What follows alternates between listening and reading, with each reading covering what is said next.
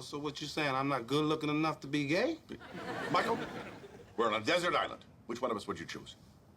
Are there any animals on the island? Let's talk about one of the strangest, most forgotten sitcom experiments ever. This is one of those stories that sounds fake when you first hear it, like some Mandela Effect sitcom that never really existed. In 2014, FX put Martin Lawrence and Kelsey Grammer together in a sitcom called Partners. And I swear to you, you could ask 100 people about this show and 99% would say they never heard of it.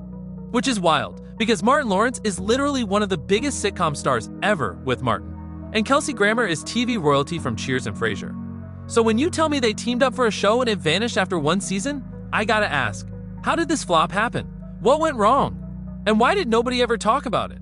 The premise sounded like it would have been easy money. Two Chicago lawyers, one community-focused and down-to-earth played by Martin. The other one is an arrogant shark who just got fired from his big firm played by Kelsey.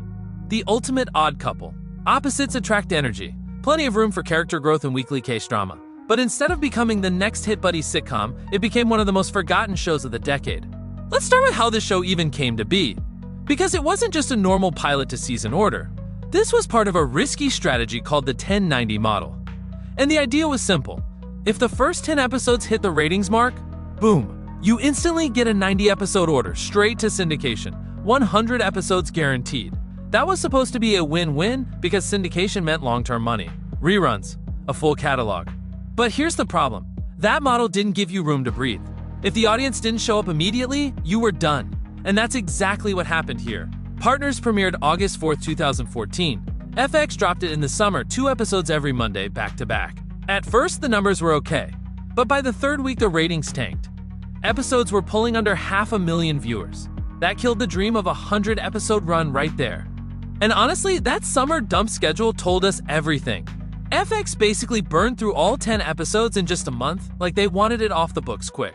Once you see a network doubling up episodes every week, you know they don't have confidence in it. The rollout was quiet too. Almost no promo, no big press tour, no critic screeners. It was like they knew the reviews were gonna be ugly, and they weren't wrong.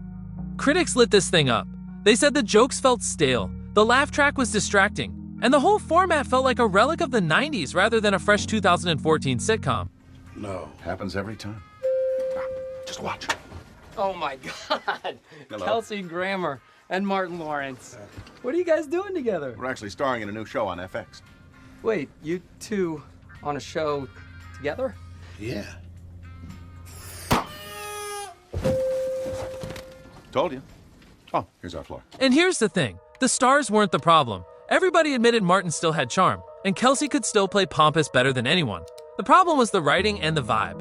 It felt like they threw two legends into a generic sitcom template and expected magic. But the chemistry couldn't save outdated punchlines.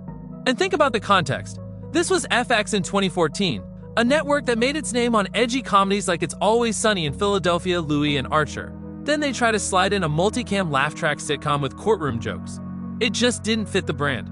It felt like the wrong show for the wrong network at the wrong time. If this exact show came out in the late 90s on NBC's must-see TV block, it might have thrived. But by 2014, the sitcom game had moved on. Audiences were rocking with single-cam comedies like Modern Family, The Office, and Parks and Rec. Partners looked like it missed the memo. Now let's talk cast, because it wasn't just Martin and Kelsey. You had Thelma Hopkins, a sitcom vet from Family Matters, and give me a break. You had Rory O'Malley. You had Edie Patterson, who later blew up on The Righteous Gemstones. The supporting cast had talent, but again, the material gave them nothing to work with. And the saddest part? You could see the blueprint for what it could have been if it had lasted longer. Imagine by season 2 they ditched the laugh track, tighten up the scripts, lean more into the Chicago backdrop. Give Martin's character deeper family arcs. Let Kelsey play against type as he slowly grows a conscience. You could have had courtroom stories that blended heart humor and social commentary. A legal buddy comedy with some bite. But instead we got 10 rushed episodes and a quick goodbye. And I can't help but compare it to other 10/90 projects. Charlie Sheen's Anger Management actually got its 90-episode pickup because it debuted hot. But the quality fell off a cliff and everyone forgot about it anyway. George Lopez's St. George failed just like Partners. The whole 10/90 model turned out to be a bad experiment. It forced shows to be hits instantly or get axed, and TV doesn't really work like that. Sitcoms take time to build momentum, to let the writers figure out the characters, to give audiences a chance to connect.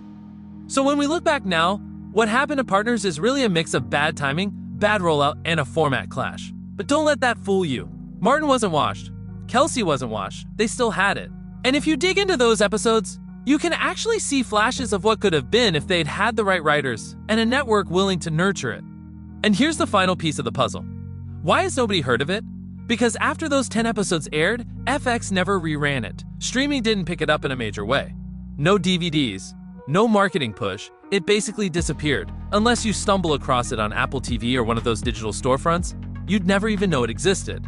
It even pops up on Tubi from time to time. That's why today when you say Martin Lawrence and Kelsey Grammer had a sitcom together, people think you're joking. Because it came and went so fast, it left no footprint, no legacy, nothing. And that's what makes it fascinating. In theory, this should have been a big deal, a headline sitcom with two giants. But in reality, it's a trivia question. Which two sitcom stars teamed up for a 2014 FX series that died in 1 month? Partners wasn't a disaster because of the actors.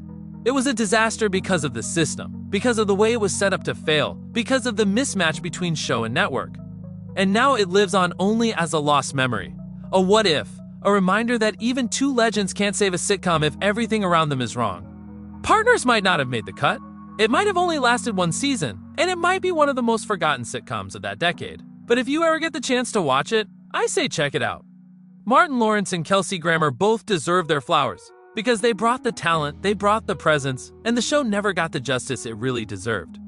It wasn't perfect, but it had potential, and sometimes that's all you need to see what could have been.